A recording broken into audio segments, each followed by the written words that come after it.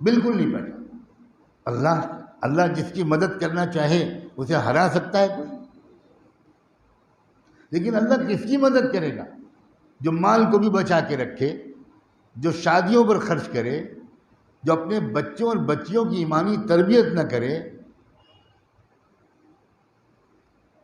ابھی تک کی ہماری اطلاعات کے مطابق 5000 مسلمان لڑکیاں ہندوؤں کے ساتھ بھاگ چکی ہیں، ہندوؤں کے ساتھ شادی کر چکی ہیں اور دھرم پریورتن کر چکی ہیں، اور ان میں سے کچھ بیٹیاں ان لوگوں کی ہیں جو اپنے علاقے میں بڑے دیندار مانے جاتے ہیں۔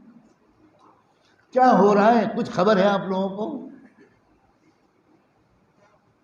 اس لیے کہ ہم نے اپنی بچیوں کی تربیت نہیں کی، ان کو دل میں ایمان ان کو نہیں سمجھایا، ان کو اسکول کالج بھیج دیا، ان کو موبائل دے دیا،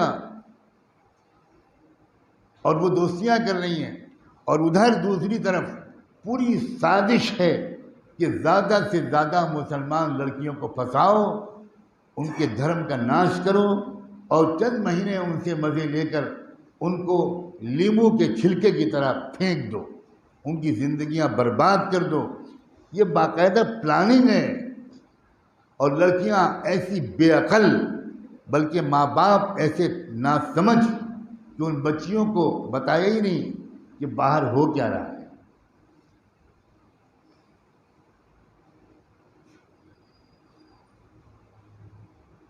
ان لڑکیوں کے کانٹیکٹ نمبر حاصل کیے جاتے ہیں، اس کے بعد ہائی ہیلو کیا جاتا ہے۔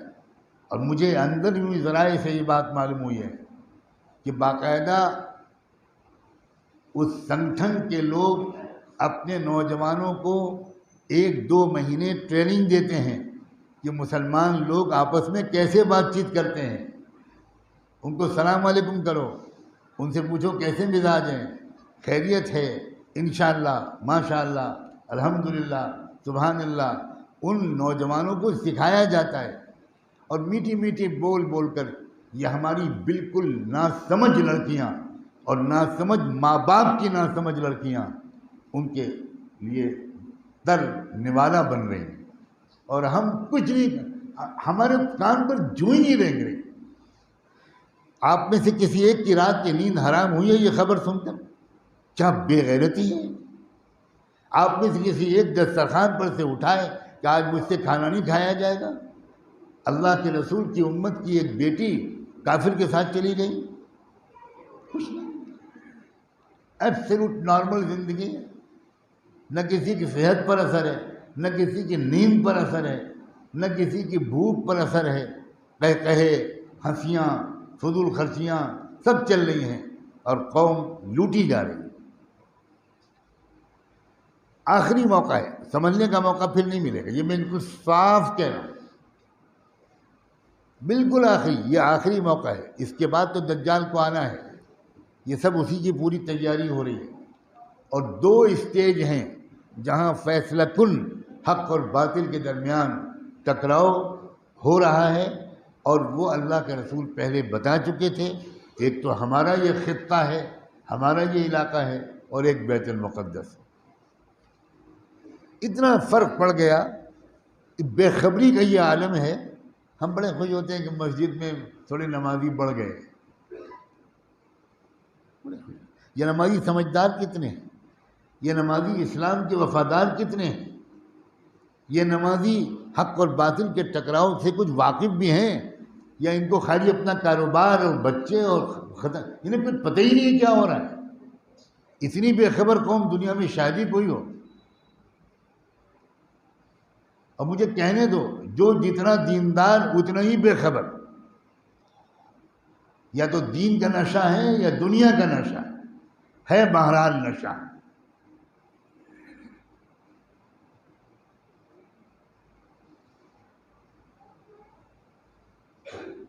ایک زمانہ تھا، ابھی میرے بچپن کی بات ہے، میں بہت پرانی بات نہیں بیان کر رہا، 40-45 سال پہلے کی بات۔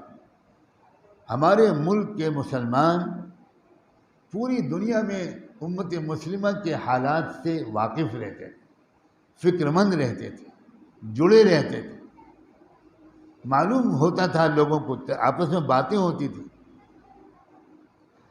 آپ کلکتہ شہر کے رہنے والے آپ کو کلکتے کی تاریخ یقیناً بالکل معلوم ہے. آپ کو کیا معلوم یہاں سے کون سا اخبار نکلتا تھا جس نے انگریزوں کی چولیں ہلا دی تھی؟ آپ کو کیا معلوم کہ مولانا آزاد کلکتے میں بیٹھ کر کیا پیغام دے رہے تھے؟ آپ کو کچھ خبر نہیں کہ کلکتے سے کلکتہ ان کو کیوں چھوڑنا پڑا، کیوں ان کو رانچی جیل میں بند رہنا پڑا. آپ کو بھی نہیں معلوم کہ مولانا آزاد کی بیوی کا انتقال ہوا تو مولانا آزاد نے عدالت میں درخواست کی جب سیریس بیمار تھیں کہ مجھے 2 دن کے لیے جیل سے نکال دیا جائے، میں شاید بیوی کا جنازہ بھی نہ پڑھ سکوں. انگریز عدالت نے درخواست مسترد کر دی، لیکن انتقال کے بعد ان کو موقع دیا گیا. وہ کلکتہ آئے اور اپنی بیوی کے قبر پر صرف آنسو بہائے، فاتحہ پڑھی، دعا مانگی اور ایک عجیب و غریب قسم کا کلام کہا اور واپس جیل چلے گئے. کچھ نہیں خبر آپ. خلافت تحریک کا کیسا مرکز بن گیا تھا یہ کلکتہ شہر. ایک زمانہ تھا کہ مسلمان کچھ اور تھے، ان کو فکر رہتی تھی پورے عالم اسلام کی. خلافت ختم ہوئی ترکی میں اور تحریک خلافت چلی ہمارے ملک میں. آج آپ کو معلوم ہے بیت المقدس میں کیا ہو رہا ہے؟ کچھ خبر ہے کسی؟ کچھ نہیں. کیا یہ بے تعلقی ہے؟ کیا غداری اور بے وفائی ہے؟ اللہ کے رسول فرما کر گئے ہیں صلی اللہ علیہ وآلہ وسلم، من لم یہتم بامر المسلمین فلیس منہم. جس کو امت مسلمہ کے حالات اور مسائل کی فکر نہیں ہوگی اس کا اسلام سے کوئی تعلق نہیں. حضور نے فرمایا نماز پڑھنا کافی نہیں ہے. نماز پڑھنا کافی ہوتا تو جماعت سے نماز کیوں پڑھوائی جاتی؟ جماعت سے نماز پڑھنے کا مسئلہ ہی ہے کہ ہر محلے کے لوگ 5 وقت جمع ہوں تاکہ ایک دوسرے کے حالات سے پوری طرح ہر وقت واقف رہیں. کوئی پریشانی ہو تو مدد کریں، کوئی دقت ہو تو خدمت کریں. پھر اور پورے شہر کے لوگ جمعے کے دن جمع ہوں. یہ سب اسی لیے تو تھا بھائی، ورنہ اکیلے اکیلے نماز پڑھ لیتے. آپس میں ایک دوسرے کے حالات اور مسائل سے واقفیت اور ایک دوسرے کی مدد کے لیے یہ بہترین موقع دے دیا. دنیا کی کسی مذہب کے پاس نہیں.